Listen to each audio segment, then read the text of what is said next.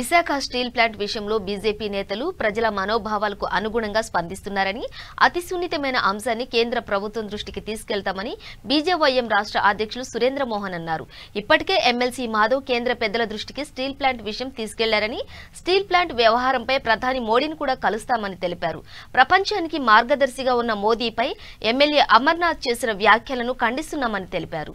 ప్రశాంతంగా ఉన్నటువంటి వాతావరణాన్ని చెడగొట్టడంలో సిద్ధహస్తుడు ఈ యొక్క విజయసాయి రెడ్డి గారు. ఈవెన్ వాళ్ళ పార్టీలో కూడా ఎవరైనా ఒక ఇద్దరు నాయకులు సవ్యంగా ఉంటే వాళ్ళు ఇద్దరు ఉంచుకునేటువంటి రోజు నిన్నటికి నిన్న. ఎందుకంటే గురువు ఢిల్లీలో, శిష్యుడు గల్లీలో, వీళ్ళిద్దరు మాట్లాడినటువంటి విషయాలు.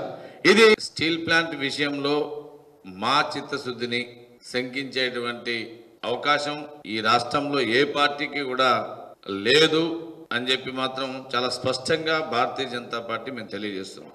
చాలా సంవత్సరాలుగా చాలా సందర్భాల్లో స్టీల్ ప్లాంట్ నష్టం వచ్చినటువంటి సందర్భంలో ప్రతిసారి కూడా ఆదుకున్నటువంటి విషయం భారతీయ జనతా పార్టీ ఆదుకున్నటువంటి విషయం. స్టీల్ ప్లాంట్లో ఏ ఎంప్లాయీని అడిగినా కూడా, విశాఖపట్నంలో ఏ మేధావిని అడిగినా కూడా చాలా స్పష్టంగా కూడా చెప్తారు.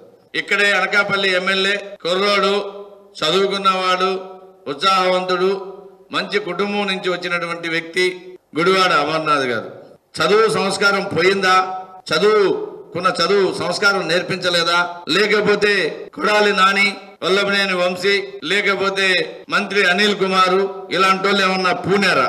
అర్థం కాలేదు. కానీ నిన్నటికి నిన్న స్టీల్ ప్లాంట్ వేదికగా చాలా అవాకులు చవాకులు పలకడం అందరూ కూడా చూశారు. అమర్నాథ్ గారు, నీకు ఒక విషయం చాలా సూటిగా చెప్తున్నాం. నీ అంత దిగజారుడు మాటలు మా పార్టీలో మాకు నేర్పలా, మేము మాట్లాడలేము.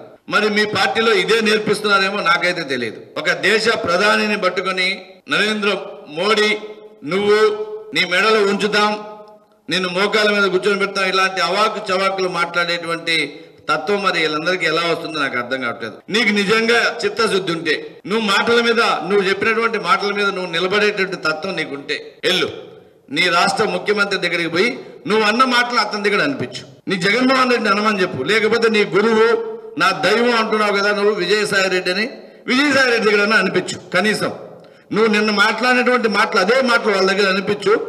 నీ మాటలు మేము స్వీకరిస్తాం. అంతేగాని ఒక 100 మంది ముందున్నారు కదా అని చెప్పి భావోద్వేగంతో వాళ్ళందరినీ కూడా ఏదో రెచ్చగొట్టాలనేటువంటి ఉద్దేశంతో తిక్కగా మాట్లాడితే జనాలు అసహించుకుంటున్నారు. ఆల్రెడీ అది అక్కడ మంత్రుల్లో 2-3 మంత్రులు మాట్లాడుతుంటే, సరే మనం ప్రాంతం కదా, మనం సున్నితంగా ఉంటాం కదా, వీళ్ళందరితో మనకేందిలే అనేటువంటి ఆలోచనతో ఉన్నటువంటి మన ప్రశాంత నగరంలో ఈ విధంగా మాట్లాడిన ఒక సంస్కారవంతమైనటువంటి కుటుంబం నుంచి వచ్చి కుసంస్కారంగా మాట్లాడుతున్నటువంటి నీ మాటలు నువ్వు వెనక్కి తీసుకోకపోయినా, నీ మాటలు నువ్వు తప్పుకోకపోయినా అది నీ యొక్క క్యారెక్టర్కి, నీ కుటుంబం యొక్క వారసత్వానికి ఆ మాటలు తగులుతాయని చెప్పి